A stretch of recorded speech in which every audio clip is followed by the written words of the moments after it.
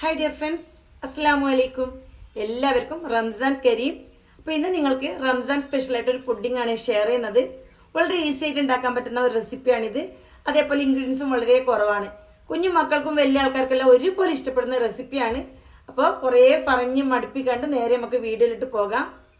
ഇന്ന് വളരെയധികം ചിലവ് കുറഞ്ഞ എന്നാൽ കൂടുതൽ ആരും ഉണ്ടാക്കാത്ത വെറൈറ്റി ആയിട്ടുള്ള ടേസ്റ്റി ആയിട്ടുള്ള ഒരു പുഡിംഗ് റെസിപ്പിയാണ് ഞാൻ നിങ്ങൾക്ക് ഷെയർ ചെയ്യുന്നത്. തീർച്ചയായിട്ടും നിങ്ങളുടെ കുഞ്ഞുമക്കൾക്കും നിങ്ങൾക്കും ഒരുപോലെ ഇഷ്ടപ്പെടുന്ന ഒരു കിടിലൻ ഐറ്റമാണ് ഇത്. അപ്പോൾ തീർച്ചയായിട്ടും എല്ലാവരും ഒന്ന് ട്രൈ ചെയ്ത് നോക്കണം. വളരെ ഈസി ആയിട്ട് തന്നെ എങ്ങനെ ഉണ്ടാക്കുന്നതെന്ന് കാണിച്ചു തരാം. ഇതിനു വേണ്ടി ഞാനിവിടെ എടുത്തിട്ടുള്ളത് 10 സ്ട്രോബെറിയാണ്. ഈ 10 സ്ട്രോബെറി നൈസായിട്ടൊന്ന് അരച്ചെടുക്കണം. മിക്സിയുടെ ചെറിയ ജാറിലാകുമ്പോൾ നമുക്ക് നല്ല പോലെ അരച്ചെടുക്കാൻ പറ്റും. വളരെ കുറച്ച് വെള്ളം ഒഴിച്ചിട്ട് നല്ല പേസ്റ്റ് പോലെ അരച്ചെടുക്കണം. പിന്നെ വേണ്ടത് പാലാണ്. പശുവിൻ പാൽ 250 ml മെഷർമെൻറ്റ് കപ്പിൽ 2 കപ്പ് പാൽ ഞാനിവിടെ ഒരു പാത്രത്തിലോട്ട് ഒഴിച്ചു കൊടുക്കുന്നുണ്ട്. ഇതിലേക്ക് 3/4 കപ്പ് പഞ്ചസാരയും കൂടി ചേർത്ത് കൊടുത്തു. എനിക്ക് പൊതുവേ സ്വീറ്റ്സും പുഡിങ്ങൊക്കെ ഉണ്ടാക്കുന്ന സമയത്ത് നല്ല മധുരം വേണം. അപ്പോൾ അതുകൊണ്ട് തന്നെ ഞാനിവിടെ 3/4 കപ്പ് ചേർത്ത് കൊടുത്തു. ഒരു മീഡിയം മധുരം മതിയെങ്കിൽ 1/2 കപ്പ് ചേർത്ത് കൊടുത്താൽ മതി.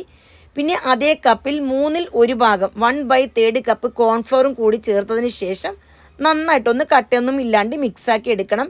പിന്നെ ഇതിലേക്ക് അരച്ച് വെച്ചിരിക്കുന്ന സ്ട്രോബെറി പേസ്റ്റും കൂടി ചേർത്ത് കൊടുത്ത് എല്ലാം കൂടി നന്നായിട്ടൊന്ന് മിക്സാക്കി എടുക്കണം. അടുപ്പിൽ വെക്കുന്നതിനേക്കാൾ മുമ്പ് തന്നെ ഇതൊക്കെ നല്ലപോലെ മിക്സാക്കി എടുക്കണം.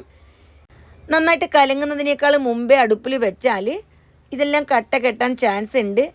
ഇപ്പോൾ ഞാൻ അടുപ്പിലേക്ക് കയറ്റിയിട്ടുണ്ട്. ഇനി മീഡിയം തീയിൽ നന്നായിട്ട് ഇളക്കി ഇതൊന്ന് കട്ടിയാക്കി എടുക്കണം. ഏകദേശം 1-1.5 മിനിറ്റ് കൊണ്ട് തന്നെ നല്ലപോലെ തിക്കായിട്ട് കിട്ടും. കൈയെടുക്കാണ്ട് ഇത് ഇളക്കി തന്നെ യോജിപ്പിച്ചെടുക്കണം. 1.5 മിനിറ്റ് ആകുമ്പോൾ തിക്കായി കഴിഞ്ഞാൽ വീണ്ടും ഇതേപോലെ തന്നെ ഇളക്കി കൊടുക്കണം. ഇനി അല്പം ഒന്ന് ലൂസാവും. ആ ഒരു ലൂസാവുന്ന പരുവം വരുന്നത് വരെ നമുക്ക് ഇതേപോലെ ഇളക്കി കൊടുക്കണം. ഇപ്പോൾ നല്ല പോലെ ലൂസായിട്ട് വന്നിട്ടുണ്ട്. അപ്പോൾ ഈ കോൺഫ്ലോറിൽ നല്ല പോലെ കുക്കായി എന്നാണ് ഇതിനർത്ഥം. ഇങ്ങനെ ലൂസായി വന്നു കഴിഞ്ഞാൽ വീണ്ടും ലോ ഫ്ലെയിമിലാക്കിയതിന് ശേഷം 1 മിനിറ്റ് ഇളക്കി യോജിപ്പിച്ചെടുക്കണം. നമുക്കിത് നല്ലപോലെ സെറ്റായിട്ട് കിട്ടണം. അതിന് വേണ്ടിയിട്ടാണ് വീണ്ടും ഇതേപോലെ തന്നെ നമ്മളിങ്ങനെ കുക്കാക്കി എടുക്കുന്നത്. ഇപ്പോൾ ഫ്ലെയിമെല്ലാം ഓഫാക്കിയതിന് ശേഷം ഈ ചൂടിരിക്കുമ്പോൾ തന്നെ ഇതിലേക്ക് സ്ട്രോബെറിയുടെ എസൻസ് ഒരു 3 തുള്ളി ഞാൻ ഒഴിച്ചു കൊടുത്തു. നിങ്ങളുടെ കയ്യിലുണ്ടെങ്കിൽ മാത്രം ഒഴിച്ചു കൊടുത്താൽ മതി. ഒഴിച്ചു കൊടുത്താൽ നല്ലൊരു ഫ്ലേവറും ടേസ്റ്റും ഒക്കെയാണ്. കാണാൻ നല്ലൊരു കളർഫുള്ളായിട്ടും കിട്ടും. ഇപ്പോൾ കളറൊക്കെ ഒഴിച്ചു കൊടുത്ത് നന്നായിട്ടൊന്ന് മിക്സാക്കി എടുത്തു. നല്ല പോലെ ഒരു പിങ്ക് കളർ കൂടി വന്നിട്ടുണ്ട്. ഈ ഒരു കളറാകുമ്പോൾ കാണാൻ നല്ല ഭംഗിയുമാണ്. ഇപ്പോൾ നല്ല ചൂടുണ്ട്. ഇനി ചൂടോട് കൂടി തന്നെ നമ്മൾ ഏത് പാത്രത്തിലാണോ സെർവ് ചെയ്യുന്നത് അതിലേക്ക് ഒഴിച്ചു കൊടുക്കണം. അപ്പോൾ ശ്രദ്ധിക്കേണ്ട കാര്യം ചൂടോട് കൂടി തന്നെ ബൗളിലോട്ട് ഒഴിച്ചു കൊടുക്കണം. തണുത്ത് കഴിഞ്ഞാൽ നമുക്ക് കട്ടിയായിട്ട് ഇങ്ങനെ ഒഴിച്ചു കൊടുക്കാൻ പറ്റില്ല. നല്ല ഷേപ്പായിട്ട് ഫിനിഷായിട്ട് കിട്ടില്ല. ആ കാര്യം പ്രത്യേകം തന്നെ ശ്രദ്ധിക്കണം. ഇനി നമുക്കിതിൻ്റെ ടോപ്പിംഗ് റെഡിയാക്കി വെക്കണം. അതും കൂടി മുകളിലേക്ക് ഒഴിച്ചതിന് ശേഷമാണ് ഫ്രിഡ്ജിൽ വെച്ച് തണുപ്പിക്കേണ്ടത്.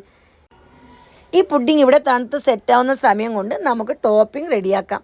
അപ്പോൾ അതിനു വേണ്ടി ഞാനിവിടെ 250 ml മെഷർമെൻറ്റ് കപ്പിൽ 1/2 കപ്പ് സ്ട്രോബെറി ചെറിയ പീസാക്കിയിട്ട് പാനിലോട്ട് ഇട്ട് കൊടുത്തു. പിന്നെ ഇതിലേക്ക് 1/4 കപ്പ് പഞ്ചസാരയും കൂടി ചേർത്ത് കൊടുത്തു. നല്ലപോലെ മധുരം വേണമെന്നുണ്ടെങ്കിൽ 1/4 കപ്പ് ഇട്ട് കൊടുക്കണം. അതല്ല ലൈറ്റായിട്ടുള്ളൊരു മധുരം മതിയെങ്കിൽ 2-3 സ്പൂൺ ചേർത്ത് കൊടുത്താൽ മതി. ഇനി ഷുഗർ നന്നായിട്ട് മെൽറ്റായിട്ട് ഈ സ്ട്രോബെറിയിൽ പിടിക്കണം. അത്രയും ടൈം മാത്രം കുക്ക് ചെയ്താൽ മതി. സ്ട്രോബെറിയൊക്കെ നല്ലപോലെ സോഫ്റ്റും ആവണം. ഇപ്പോൾ നല്ലപോലെ സ്ട്രോബെറി സോഫ്റ്റായി വന്നിട്ടുണ്ട്.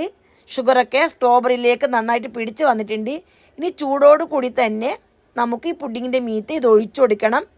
അപ്പോൾ ഇതുപോലെയുള്ള 4 കപ്പിലാണ് നമുക്ക് ഈ അളവ് കൊണ്ട് പുഡിങ് ഉണ്ടാക്കിയെടുക്കാൻ പറ്റുന്നത്. ഇപ്പോൾ 2 കപ്പ് മാത്രമേ ഞാനിവിടെ സെർവ് ചെയ്യുന്നുള്ളൂ. അപ്പോൾ 4 കപ്പിലുള്ള പുഡിങ് നമുക്ക് റെഡിയായി കിട്ടും.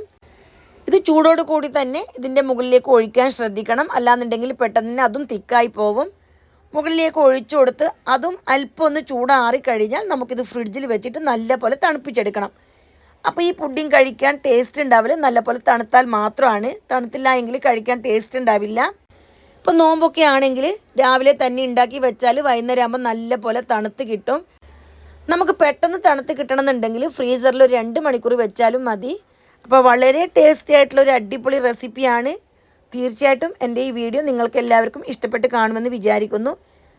ഇതേപോലെ താഴോട്ട് കമിഴ്ത്തിയാൽ ഇത് വീണ് പോകാത്ത ഒരു പരുവത്തിലാണ് സെറ്റായി കിട്ടിയിട്ടുള്ളത്. അപ്പോൾ എല്ലാവരും ട്രൈ ചെയ്ത് നിങ്ങളുടെ അഭിപ്രായങ്ങളും നിർദ്ദേശങ്ങളും അറിയിക്കണം. കുഞ്ഞു മക്കൾക്ക് തീർച്ചയായിട്ടും നിങ്ങൾ ഉണ്ടാക്കി കൊടുക്കണം. ഇപ്പോൾ സ്ട്രോബെറിക്കൊക്കെ വളരെ വിലക്കുറവാണ്. ഈ ഒരു സമയത്ത് ഉണ്ടാക്കി കൊടുക്കാൻ വളരെ ഈസിയാണ്. അപ്പോൾ എല്ലാവരും ട്രൈ ചെയ്യുമെന്ന് വിശ്വസിക്കുന്നു. ഇനിയും നല്ല നല്ല കുഞ്ഞു കുഞ്ഞു റെസിപ്പീസുമായി വീണ്ടും കാണാം. Bye bye.